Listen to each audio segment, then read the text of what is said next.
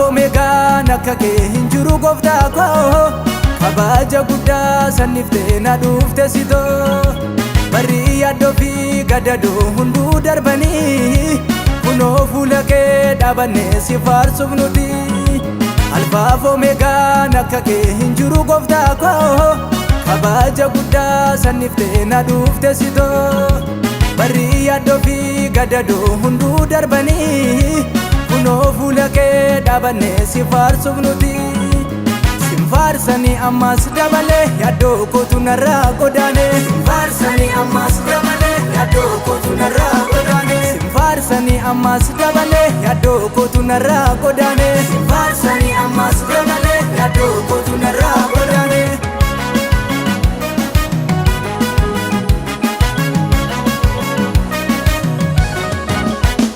Ofii salphattee dhalattee nagaan alaattee gatii namaluu fudhachuuf ol gubbaa dhuftee kanaaf simfaarsanii michuu koo ani hin callisu birruu gola koo hundumaa naaf guuttesitu. Ofii salphattee dhalattee nagaan alaattee gatii namaluu fudhachuuf ol gubbaa dhuftee kanaaf simfaarsanii michuu koo ani hin callisu birruu gola koo hundumaa naaf guuttesitu.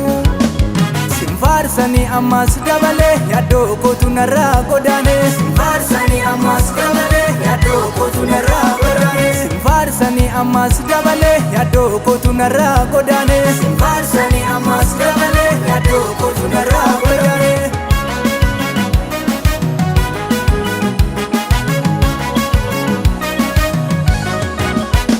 Fayyisaan olii dhufee addunyaaf nagaa fidee. Fayyisaan olii dhufee addunyaaf nagaa fidee. Fayyisaan olii dhufee cubbuuf garboomuu nafee. Fayyisaan olii dhufee cubbuuf garboomuu nafee. Gammaneerra gammaneerra gammaneerra gammaneerra gammaneerra gammaneerra fayyisaa addunyaa arganneerra. Gammaneerra gammaneerra gammaneerra gammaneerra gammaneerra gammaneerra fayyisaa addunyaa arganneerra.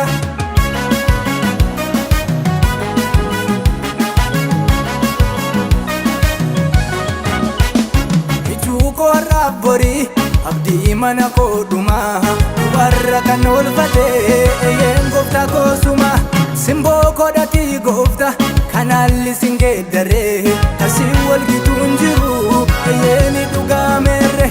Ijuu koorraa borii abdii mana koo dhumaa warra kan oolfatee eeyeen gooftaa koosuma simboo kodhatii goofta kanaalli sin geeddaree kasii walgituun jiru eeyeeni dhugaameerre.